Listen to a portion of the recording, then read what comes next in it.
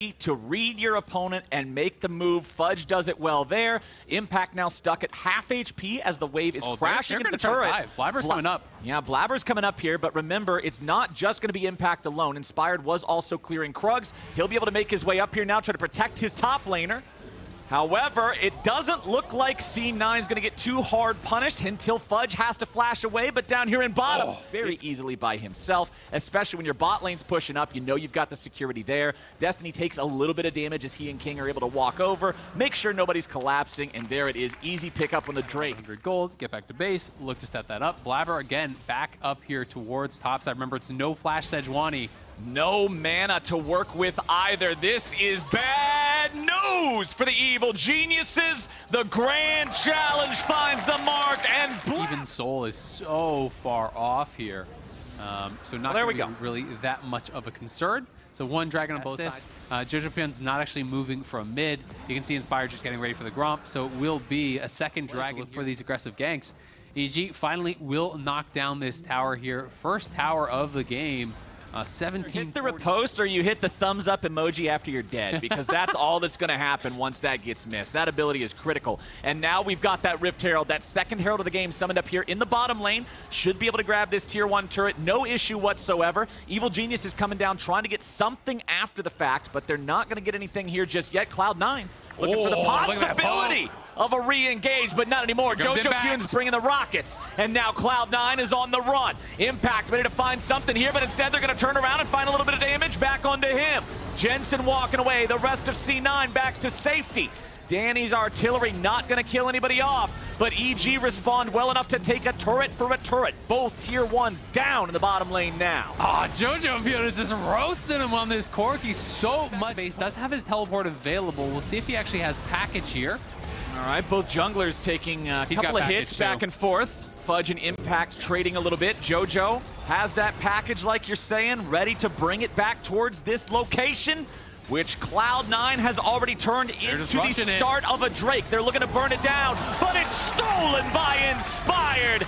LEC MVP and NA champ for a reason. Destiny wants to get away, but Jojo's got a delivery to make. Cloud9 continue the retreat as EG can't find the chase just yet. More rockets collide as Blabber and Jensen want to get away. King's ulti fires off. Inspired's going in, but Destiny's getting Blabber right back out. Evil Geniuses not playing with a dominant side lane. Like, if multiple people don't have to go to try to answer Fudge, it's going to be tough. Inspired face checks a brush. The troll King barely gets away, and it's Jojo grabbing a kill on Blabber instead. Jensen picks one back up onto Inspired, makes it a 1-for-1. Both junglers down. What even was it that killed him? Was that like corrupting potion burn or something? I'm not 100% sure. We would have to go back and look at the replay. That was way delayed, so I don't think it could have been airy. I think it was a corrupting potion burn there, but EG pushing in now. EG are not done yet. Destiny has the focus on him, but it's Impact who's going to be killed instead. Nicely done from C9 as King barely gets away. Destiny's still very low. Fudge is ready to go. Fiora into the back as Danny goes forward, finds the kill into Destiny. Fudge is able to find the first. Danny's going to be taken down by King, and Fudge is eating good. That is in only 25 seconds, and that's going to be the next target on the map. Well, Baron secured is huge. This is a massive swing. Not dying, kill off the tower, but the tower had already done a lot to actually make that a very even fight. Then Fudge TP's in, flashes straight onto Jojopyun with the ulti. Onto Impact, but C9 now has an opportunity to push up mid. This mid lane tier 1 turret stood for 28 minutes, but no longer. C9 picking up their 4th turret of the Fiora, but with Ravenous Hydra, with Gore Drinker, Fudge is never going to take meaningful damage from Impact alone, so EG needs to send the Goon Squad, and the whole squad shows up. Unfortunately, they should turn towards this immediately. Jojo zoning them all away, uses package backwards towards the Drake. Impact zoning out Fudge. Drake's going to be taken low. It's stolen away by King, but he immediately dies thereafter. Destiny falls next to him as Impact's going to be traded away on the other side. Blabber beat to death with the Trundle Club as Fudge tries to get away, but Danny is here to party, and the Evil Geniuses are in trouble. Fudge wants to turn it around, and Fudge is finding his marks. Jojo is TPing out because he... but now backing away, seeing that Cloud9 is ready to respond to this. Fudge back up in the top lane. Inspired moving forward, but he's got to be careful. King does a lot of damage. Jojo firing off some rockets here. Blabber taking those in the back as they all continue to disengage here, getting healed up by the Redemption. Huge. Fudge coming in from the side. Jojo, wow-wee, look at the poke on that one, as Evil Genius is now going to get jumped on. Impact and Vulcan backing away. Fudge trying to charge into the melee here as a lot of damage comes down, looking for the riposte. Fudge loses Guardian Angel. Can they protect him as he comes back alive? Destiny's got all the... More poke coming out. Destiny saves him there with a Devour, but now Fudge is very low. He's got no Guardian Angel. Blabber also at death's door. Evil Genius is heading back over to the Baron pit, but they're setting a trap instead. True Shot Barrage right through the goalpost, not going to get much. Evil Genius is still with control. TP coming right back in. They're bringing back Impact. He's ready to tank. And what can C9 do about it? I mean, Blabber's got to heal up. He just uses Smite over there on Wolves to try to get a little bit of health, but now he doesn't have Smite for the Baron. He was down to about 5% health. King has been sustaining them up as much as he possibly can, but EG can try to finish. King loses 2/3 HP to a Jojo rocket. Baron's going to be secured by Inspired as Jojo goes over the wall back to the safety of his team, flashing away from Fudge. Destiny dies, and Fudge is now in a bad spot. Destiny will continue to try to save these guys, but when he's dead, what package from Jojo? This is what we're talking about. He's always ready to go with these, just firing off those rockets, try to wear Cloud9 down, use the Ezreal, use that Corki. True Shot Barrage hits, but it doesn't do a whole lot just yet. Impact gonna take a couple of hits there at the front. Inspired starting up the Drake, Impact at about 3/4. Inspired the same. Rocket finds King, big one finds King. King at about 10% HP. Evil Genius is playing it slow, playing it safe. They're trying not to flip this if they can help it. Jojo's gonna eat the tongue there from Destiny, but now EG backing off yet again. C9 trying to move forward. Fudge looking to come in from the side, now stealing away the blue, but I don't think that's gonna be the move. Blabber's there in the stasis. The Dragon's gonna go over to the side of EG, but Fudge goes into the back line and he finds the kill on Jojo. Fudge staying alive. EG in retreat. Destiny's taken low, and True Shot Barrage finds the kill on the King. Quick Fudge and King both out of it. They're still ready to fire back on the side of EG. Danny's locked and loaded, and Destiny's here right in his firing line. The crosshairs find the mark, and Danny's on a killing spree. Jensen retreats over the wall with a blast cone, and Cloud9 are behind enemy lines. EG just keeping him there, just wasting the time. Blabber jumps out, finds a little bit of a trade onto Inspired. They want to fight. He and Vulcan are not really set to win this 2v2, but they're trying to just waste some time, if nothing else. Inspired hobbling away from this one. Trundle is fast. Impact's with a coming. TP coming in, he's gonna have a little bit of backup. Danny also here. Impact just trying to keep these guys still. Jensen eats a lot of damage, but he ain't gonna be killed just yet. Danny will swoop in. However, Impact hits that Blabber and he still dies. Evil Genius getting hit by that True Shot Barrage means one big one kills him. Blabber has no flash, but he could ult into the pit. Is he going to go for it? Nope. Nope, Blabber backing away. Realizes that at this point in time it could be rough. Fudge pushing the bottom lane up here, poised to take the tier 3 turret, but Impact will hold on long enough to make it so EG does not have to trade an objective here. They will get the Baron. Able to shrug off all the damage there from Impact, but the question is, can he get enough done to really push him out? Well, man, this turret is just evaporating here in front of the inhibitor for Cloud9. He's most of their wave clear. He's most of their team by damage. 2 rockets just hit him in a row there. Jensen's gone! The rocket from downtown. Jojo backing up the trash talk on Twitter, and he might have just won the game with it. I think he has, man. They're pushing in here. What can you do without the victor? It's going to have to be a hero play from Fudge for them to have any chance at all. All right, let's see it. EG still strong as 5. Fudge going forward. Grand challenge down onto the jungler, but now having to back away. Goes for the repose. Saved by Destiny. King down to 1%. Blabber going to be isolated. Going to be blown up. He'll come back here with the Guardian Angel, but what hope does he have? Nexus turrets are collapsing. Fudge into the GA proc now. Blabber bouncing back and forth trying to stay alive as Destiny's the first to die. Fudge and Blabber right back into the fountain. King dies to the bullet in the air as Cloud9 stance ends here. They have fought valiantly, but evil continues its reign. The stats are going to be padded. And Evil Geniuses, it took 45 minutes. Impressive performances out of different players on C9, but it was not enough. Jojo's rocket finds Cloud9's heart. Oh, man. The LCS. Philip is a 19-year-old guy. He's the new element. Yep, and I got to talk to FlyQuest, talk to them a bit about him. They are really a believer in like his bot side pressure. You can solo this up easy peasy. Oh, yeah. And going to be able to take that first dragon of the game. The Zeri W does do a lot of damage, if you can actually connect with that, so it's a good bit of chunk onto Johnson, but they've got to be so careful because Ignite is available for Afro, so if 6A goes too far forward, and you do get caught by that Ignite, plus the full combo with the Electro proc, like, you're in range. Through the floor of the car.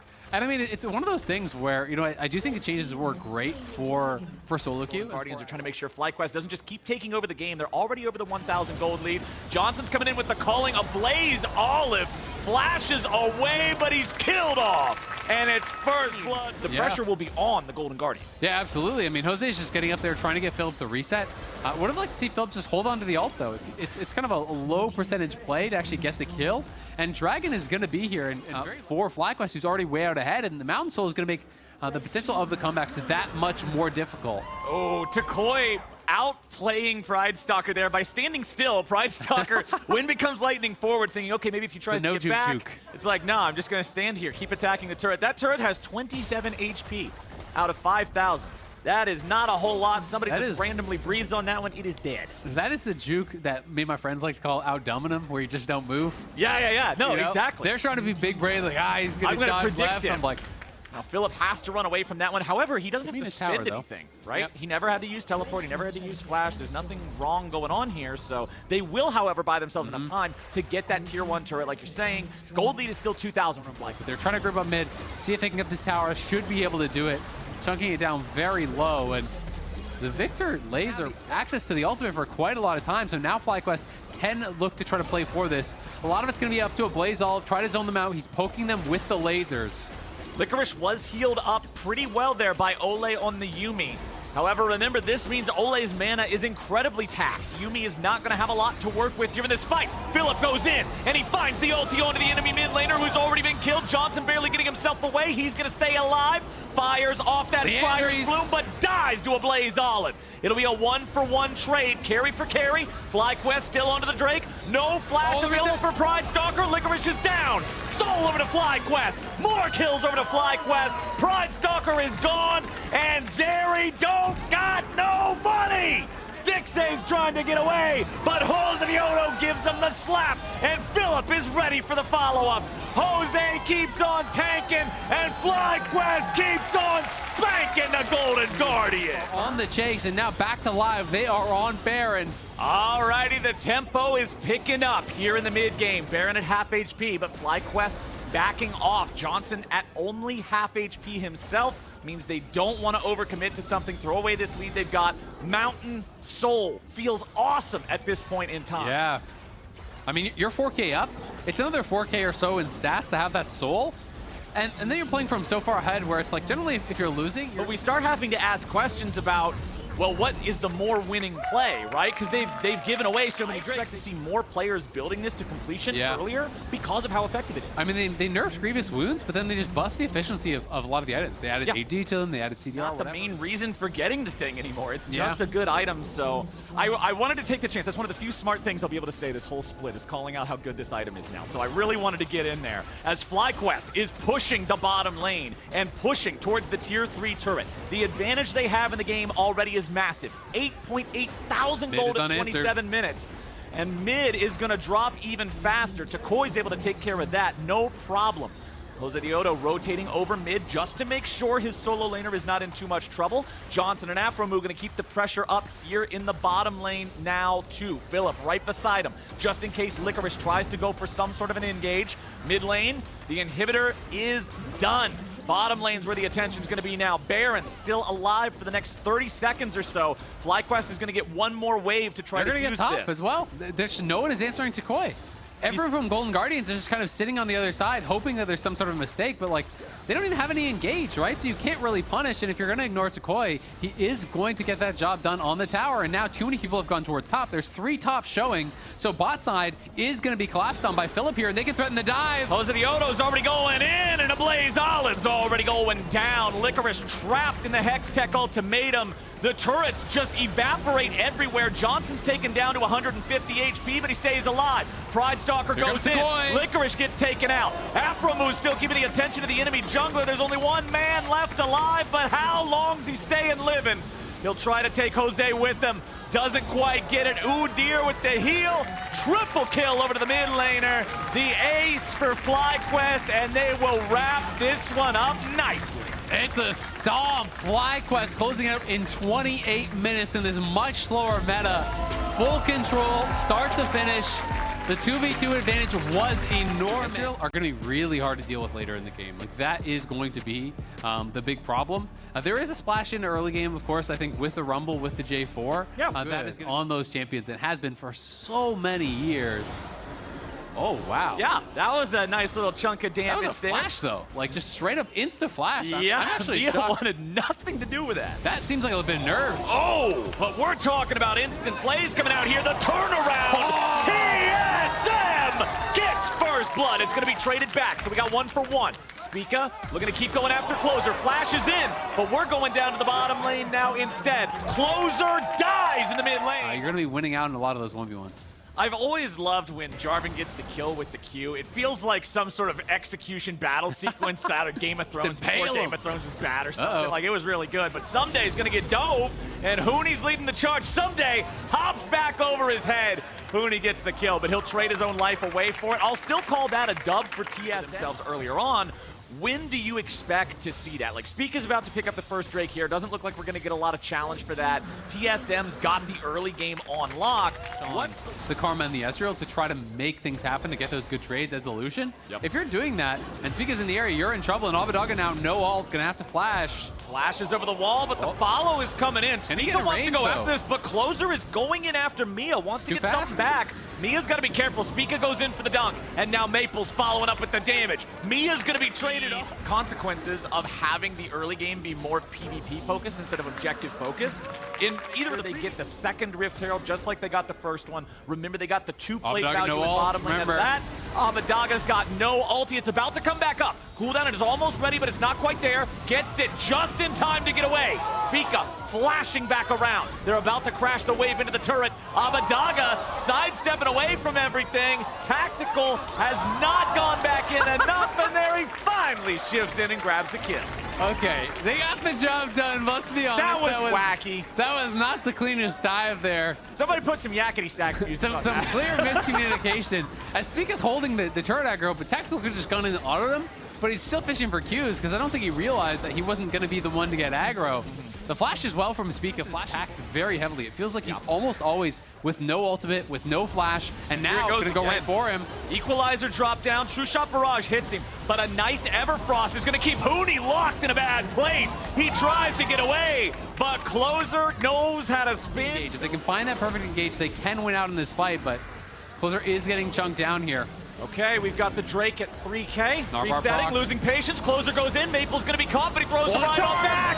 Shut down over to Abadaga. Someday doesn't get a whole lot, but the Equalizer is dropped down, and now he's going to be killed. Spica trapped in his own Cataclysm. 1 for 1 trade so far. Mid laner. Not certain that they know exactly what's going on, but they will see it now. Spica has such low health. Closer tries to go forward. Spica still having the smite. Does not panic. Smite for healing. Maple's back in now. He's ready to go in the pit. TP coming in from Someday. TSM looking to burn the Drake, and they got it. Closer looks to flash in, but he ain't going to get nothing. Baron Nashor going over to Spica. Shut down onto Closer's going to be traded back here. It's Hooney and... Maple going to check that brush, not caught face checking. They will lose the tower off the back end of this, so the initial power play will not be big. You can see the FTX gold advantage. That felt a little bit too much for me, but all in all, at least they got a couple of kills there. But now TSM has this Baron for the next, what is that, 90 seconds? So let's see what they can find. Currently at a negative 300 power play, so they've got some distance to make up. They are doing their best, and their best is about to at least get them this first turret. There's still tier 2 turrets standing in all 3 lanes. Generally, Hooney just using the Equalizer to clear that one out because multiple people were missing. Had the read that a second player could be there. A second player was, so respectful stuff. TP's gonna put him in a spot where he might be able to make a move. Huni checks with the Electro Harpoon, but he's not gonna find anything here just yet. Flash out buffered, but it won't matter. Tactical's down. 100 Thieves find the enemy AD carry in one fell swoop. They take him out. Now, Closer's gonna lose his Hex Drinker there to that Equalizer, but honestly, not a lot of damage being done to the team as a whole with that one. And with it down, and Sumday's Narbar charged, 100 Thieves is still in a pretty good spot. The big thing, they gotta be careful with Closer. He's below half, now he's going in over the wall. Someday looks to make the move, but the Dragon's gonna be secured by Closer. Someday now stuck in the Cataclysm. 100 Thieves, they lose a man, but they have them kind of pinned in here. I'm not sure if they like their chances, but no flash on Maple, remember? Oh, Maple in the zone. Abadaga's got the charm and the Everfrost and the whole kitchen sink. They take out the enemy mid. They take out the enemy support.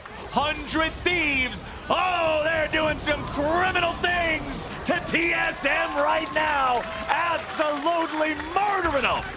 Oh, they're going to keep chasing as well. Abadaga going over the wall here for Spica. Spica trapped inside the Cataclysm here with the enemy mid laner. Over the wall comes Huhi to back them up. Enemy jungler down. 100 Thieves. They get 4 kills for nothing, and they're going to take the Baron too. Oh, this is huge for 100 Thieves here. Who even flashing the wall. You lose all those kills, you lose the Baron. The gold lead's going to start going pretty heavily in the favor of 100 Thieves. You can see FTX gold advantage now 1K up. They were down, what, 3K, 3.5K earlier? Yep. They were down over 3,000 gold. Now with the tier 2s being picked up, if this one in mid lane falls, which I believe it should, Closer empowering the minions to allow that to happen just from the cannon by itself. Someday will step forward. There's your nearly 2,000 gold lead. And 100 Thieves has had an awesome defense here in the mid game. Yeah. The deck was truly stacked against them. TSM had a great lead, but they've played it so well. They've stopped back-to-back Drakes. They're now even on that count. The next one's going to spawn here in 20 seconds. Thieves. Abadaga went from 0-3-1 to 3-3-7 after the 6% attack speed and 6 ability haste each. So they're currently at 18 attack speed, 18 ability haste. That's awesome. Tactical's getting jumped on. FBI's got him. Tactical is gone, and TSM has to run. Huni wants to turn it around, but he'll be put straight into the ground. 6 feet deep. Double kill back over to FBI. Keep on knocking, he don't stop rocking. Mia's the next one to go MIA indeed. Someday takes him out 4-0. Thieves are marching down mid. And look at those respawn timers, 40 seconds on Huni here. Maple gonna try to do his best to thin waves. So we'll see if 100 Thieves wants to play for double inhib or if they're gonna look for the end. TP coming in mid. Someday is moving to join the team. It looks like they're going to try to push for the end here. It's up to Maple. Tactical's not up for 15 seconds. Can he even clear the wave? This is a torpedo sent straight towards mid lane, courtesy of 100 Thieves. Maple goes in. Tactical alive in 5 seconds. Maple's dead in 2. Ace for the side of 100 Thieves. Game for the side of 100 Thieves.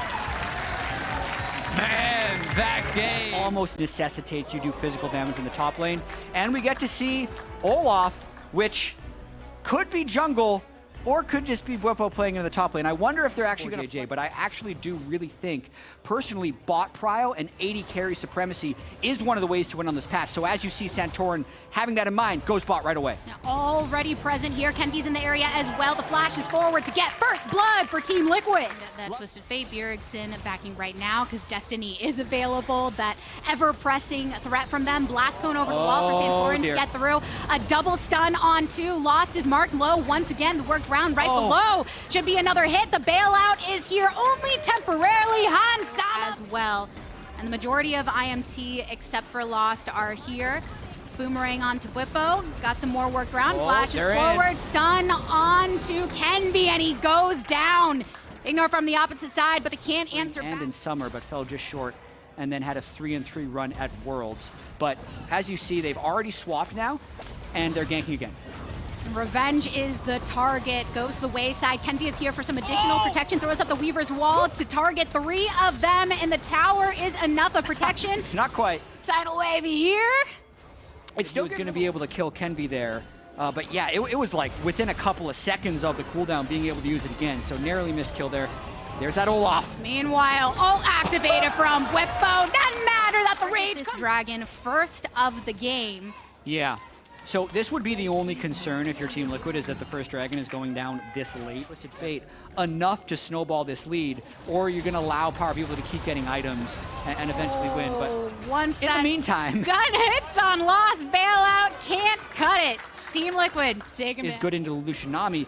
That actually hasn't been disproven this game. What has been proven is that Kalista Renata loses to 4-man and 3. I think that's a good purchase. He's able to get close with Ghost. Then once he lands an axe, he'll be able to slow them much more with the active, and they're going for more. He does have flash, but he's rooted a lot. They got 2 here. Revenge, he's lone. Wants to use the flash, saying, hey, I've got a tier 2. Can I get there? Can I get there? I cannot. Oh, watch this too. Renata might be in trouble. Ignar sandwiched between Santorin, who keeps his eyes on Power of Evil, cycloning around. Hansama is here for the assistance as well. Kill credit going to Hansama himself. The Berserker is not enough from Ignar to save his life. 7-0. So the snowball seems to be online. Able to get kills frequently, but turned by a single fight if you can last that long. So Immortals potentially looking for that opportunity to do so, but getting collapsed upon because there's a teleport right behind them. They have their own teleport coming through as well. But Bwipo, he's so fast. He's slamming through. He got the vicious strikes. He got everything going for him. Even gets the flash out of him beforehand. Here's a Fate's call from Lost. Throws out Ignar. No knock, a follow-up though here. Bwipo, he's going to keep slamming away. Even with the Aqua Prison right below Revenge's feet. That's enough to kill them. They've got 3 down on Immortals' side. And Team Liquid, they want more. Power of Evil on the retreat. The flash over the wall from Bjergsen into stasis. He goes. Wants to get the handshake. Ignar is going for it. With a wave right off the back end. Power of Evil. He falls. Ignar, the only one alive from Immortals' side. That is how you do it. Just a freight train. That's what Bwipo became when he teleported in there, and they still had the second Rift Herald, so not only can they break the mid-outer, they can break the mid-secondary as well. This is a slaughter. 8.5K now in that gold lead. Second Dragon a little bit too far. Bwipo teleports between lanes and they clean up, but we have more action already. Bwipo still flash, Bwipo still goes for it, Kenby still goes down. Immortals have the majority. Yeah, so they really have not had time to practice as a team, and they're coming up against a Team Liquid team who's now doing Baron. Gonna pause for a second on this story. They're burning it down, calling coming out. Gnar takes most of it, but the bubble's enough. Liquid side, this is what you want to see. Yes. 11.1K FTX gold advantage, and going against a team with roster changes and a new addition rookie in that jungle position, they better be dominating. Yeah. For Immortals, you want to take what you can from it, and if you can push forward and really show that Kenby is going to get used to the squad and they're going to work together, then that's a great place to be. But right here for Team Liquid. Okay. Yeah. I don't have the official definition of if you need to be plateless with the perfect game, since plates are hard. And really, with the Korean boot camp, trying to start the season off in a big way, they're doing that right here. See if they can make the play for it. Santorin into the back line once more. Power of Evil into stasis, and as soon as he comes up, that wave helps finish him off. Hansama picking up the kill onto 1. Team Liquid pushing on through. Kenby and Lost. It's just them and Team Liquid looking strong. That means they can target this inhibitor. They've got a little bit of a wave with them, with plenty of teammates to boot. The entire 5-stack still alive and at it. How many Qs can you throw off before you throw in the towel alongside those rocks? Can be Immortals Nexus now targeted. Team Liquid making a statement at the start of their summer split.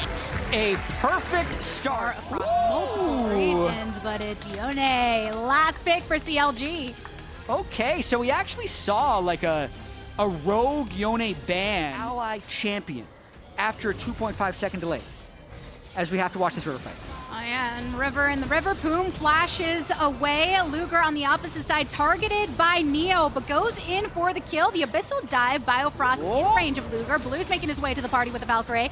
And Palafox all on the outskirts. Throws in his soldiers. First blood drawn by Blue here. Or Blue going down, rather. Luger very, very low in his own HP. Palafox with a double kill for CLG to start and wants to continue through. River, you're in trouble though. Triple! My working theory on how teams want to win now, and other teams will have different theories for this, is bot prio into Drake stacking. Especially when you have team comps like this who don't have a high amount of engage, you need to be able... You've got Dokla pushing in, so really been left to their lonesome. No use for the teleports across yet.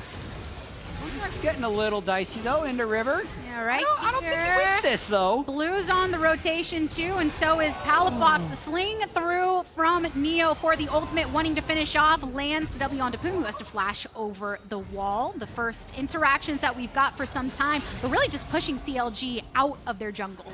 Against these teams, especially if they group up for Seraphine W. You want to be able to cut that down. Grievous Wounds also reduced in the durability. And just what we've seen across multiple regions is sometimes you just have that where it comes down to a pick here, a pick there, maybe an advantage towards one of the objectives, and then that big team fight later nullifies it all. While that was a strong advantage right at the stop, as we get some answers here. Gamsu backing off though, because Contracts is in the area, sends himself into the alcove. Taking the long way around to get the thumb up, but has some kind of a distance maker, but only for so long. River has his rotation, but can't get here in time. They are fairly low. Ushers a flash away from Contracts. No flash on either of the top laners, but the Crescent Guard here coming in from River should be able to finish it off on to Big Dokes. Turned down small. Contracts goes back for it. Has Palafox here. They continue through, even using the ultimate just for the defense, so he can get the first turret down of the game in favor of CLG. All the while in League of Legends, it's definitely good for a team like CLG. Or if Dig was ahead, like it's a Drake that is going to be playing into both team comps, because it's just like, I think in this game, first to Dragon Soul wins. Herald kind of unnecessary. The Dragon advantage overall, not quite on Soul Point yet though, because of that early one that was snuck away from Dignitas. I have another can't happen, because like League of Legends is so unique. I've never seen these 5 champions against these 5 champions, but that's my theory. Now we get some action. Knock up onto Contracts, backs away. River had to use the Crescent Guard here. And the team's on the retreat, but Palafox had the angle and goes for it. Contracts with the kill credit onto Neo. The lockdown and the root to follow up from Biofrost, who had to eat River as well. Just that much health. Because of all the output that Seraphine has. It does mean it's technically stealable, but goodbye, River. Yeah, they're already burning it down here. Dignitas, they won to contest, but CLG, they're back on it. Blue's rockets are pretty good, though. Goes in with the special delivery. But oh my goodness, Gamsu, you're just going to be retreating from a Baron empowered squad. CLG, they win the fight. They take the Baron. They move. I approve. Good W smash. W healing, good. Like it. 3 Drakes, good. Stage. Yeah. Even if they don't have that poke of CLG that don't even need to necessarily get a full fight. They just want to push them off. Yep. And Dig just can't fight. Like, they can land a Sejuani ultimate, but it's so telegraphed and it gives so much time for items. So COG's really happy, and I mean, it's a big win for them, as we talked about before. In Spring Split, Dignitas beat CLG twice. It was actually the difference between who finishes 6th versus who finishes 8th was the 2 wins that Dignitas had against CLG. So putting Dokla in, but also I think just this team comp has been so good for CLG as they look to get their first win of the split. They seem to be feeling fairly confident in it, with all eyes on this bot turret. The ultimate from Neo slashing across gets a root onto 2, but there's so much distance between Dignitas and CLG. What are you really going to do about it once it's already finished? And CLG, they're feeling pretty good right now. Yeah, and you can see the Empowered spell is up for Seraphine right there. If he wants to, he can just press the Empowered W if Dignitas ever tries to do something. There it is, and they get the turret and move away. Sing away, and with your notes, and go to the wayside. I mean, Dignitas, not much that they could do of that onslaught, and CLG though.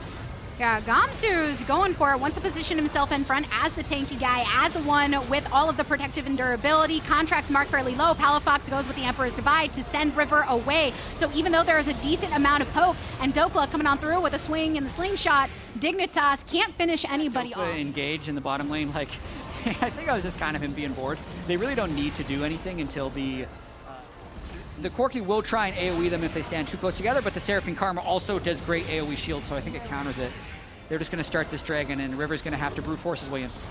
And even CLG, they don't want to overforce here because they already had contracts and Doppler on to the Drake. Soul now acquired for CLG. That's going to give them even more power within these team fights that they have been waiting to do. So Blue has to retreat, all the rest of Dignitas. So they can't get into the Dragon side to contest, and now they can't get control over onto the Baron side with that Hextech Soul. Yep, I think they can do exactly what they just did at the Hextech Soul at the Baron. They just stand in a space, and if Dig tries to move in, they poke him and slowly move away. The only worry would be Baron gets them too low, and we're going to see it right here.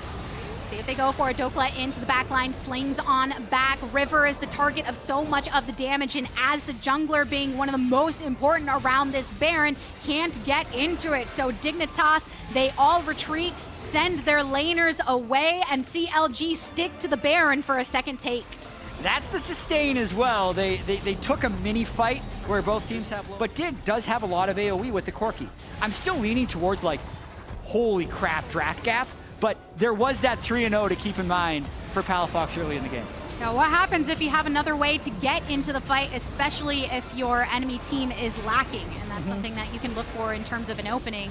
But all the while, that's why all of these, I want to say fights, they're kind of fights, are going this way. Yeah, they can't really be fights. They're not really, what would you call that? It's not even really a skirmish, it's just a little... Oh, yeah. Poke. We need a new name. Is that what this meta is bringing us? A new name for the type of engages? River and the team make their last stand, though. Doppler again sends his way back, a route onto Gansu, and after the tether from the Karma, he does go down. Biofrost also marked below. You get the charm from the Seraphine ultimate. Biofrost getting the Devour here onto Neo, who tries to go back into Fountain, but he can't make it. Even with the zip of the Fountain laser, it's not enough.